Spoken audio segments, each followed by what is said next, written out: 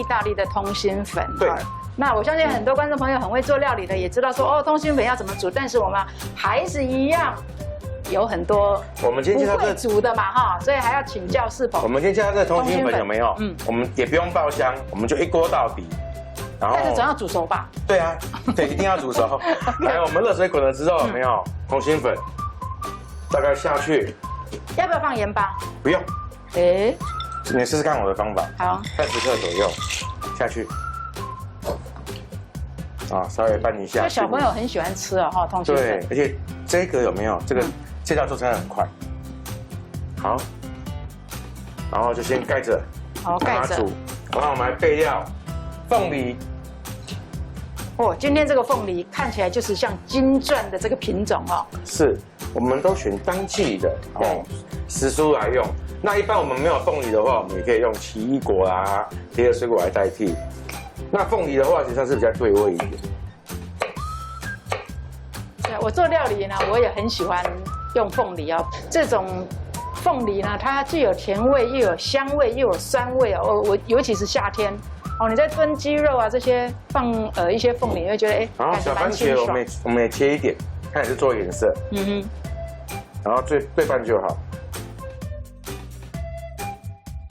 好，接下来我们让它煮，大概煮3分钟左右。嗯，那我们知道意大利面呢有几百种啦，不管是形状上面啦哈，就是还有它本身的那个口感上面啦。至于要怎么煮啊，其实在我们的那个产品的后面都有非常清楚的标示。那今天我们会选择血管面，主要是因为它够 Q， 然后它又耐煮。第二个它是通心的，它容易吸附酱汁，然后第三个它够扎实。我们今天煮好之后，可以放在冰箱，放在冷藏，明天我们再复热吃，一样不会烂烂的，一样是那么有弹性。所以说我们就是把它煮到差不多5分熟就可以了，因为等一下我们还要去煨煮。一锅到底，我们是不用爆香的，而且我们利用它烫完面的水之后，有没有？我们再来炒的话，其实它自己会有个粘性在。哦。对，它所有酱汁都吸附了进去。好，那现在时间过了有没有？差不多了，它现在已经6、7分熟了，把它拉起来。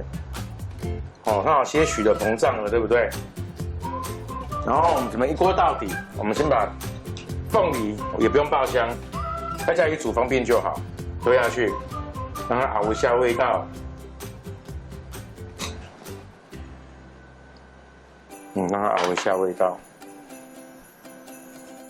然后放一点鱼子酱，大概是我来抓哈，酱1匙，大概是5克左右。好，差不多10克，都不用调味哦。因为这个鱼子酱它是熟食的，它全部都调味好了。这种鱼子酱是做成罐头这样子吗？对，它是水鱼子，对，而且它没有加防腐剂。然后它是用真空杀菌的，因为鱼子酱一般人都会认为是那个我们很高级的那个黑黑的一颗一颗的哈。对，那我们是做熟食，而且这个菜有没有做起来它很方便。有一些朋友他不吃肉，对，那他是吃蔬食的，那其实我们就可以放一些这个下去。哦，对，好，接下来放一点奶油，无盐奶油，大概5克。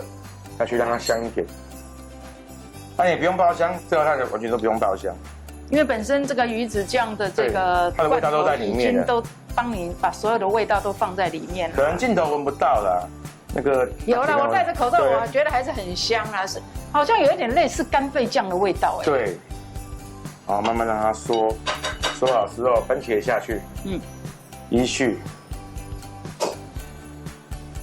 哦，我以为番茄要早一点下去。没有，番茄下去。因为其实像小番茄的话，它没有煮透，其实不好吃的。对，而且我们要放，有时候煮这样一堆，我们吃一半而已，我们要放隔天，那东西就是我们最好要完全煮熟。好，这个时候，意大利综合香料，一丢丢就好，大概2、3克，那增香而已。对呀，其实意大利香料哈，真的是，你如果喜欢吃意大利料理，我想冰箱都会有，像我们家冰箱也会有啊，因为我觉得好好用哦。对啊，它其实很香，放一点就好，也不能放太多。对，放太多的话，它会有个野香味，胸鸭汤啊。起司也下去，那起司的话，我们就依个人口味而定啦。有的小朋友他喜欢起司多一点，我们就放多一点；少一点我们就放少一点。甚至起来的时候还可以撒一点起司。对，在上面对。那这边起司大概30克，我们全部都给它下去。好，这个起司就是所谓我们会看稀那种的。对，它叫拔丝起司。好，所以今天放的是拔丝起司，就是我们在那个烤披萨啊或者披萨 toast 的上面的那个，对，会有那个丝一丝一丝的起司哦。好，然后吃就会有勾芡的效果。然后这时候我们要画龙点睛，放一些9层塔下去。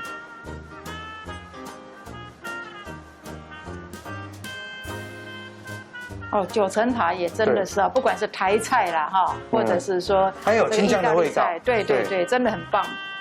所以我的阳台上面呢，都会种一颗9层塔。哦，对啊，都种哎。对，因为随时你只要几片叶子嘛，你就不要跑到菜市场或超市一趟了。看有没有？它汁会越缩越紧，然后香味啊、鱼子酱、起司的味道，对，都跑出来了。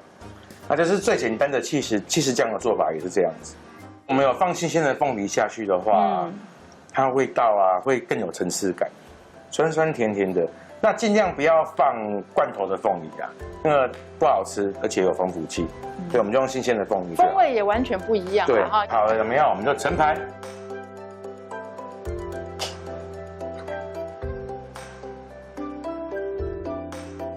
然后画龙点睛一下哈，看起来就会像餐厅的料理。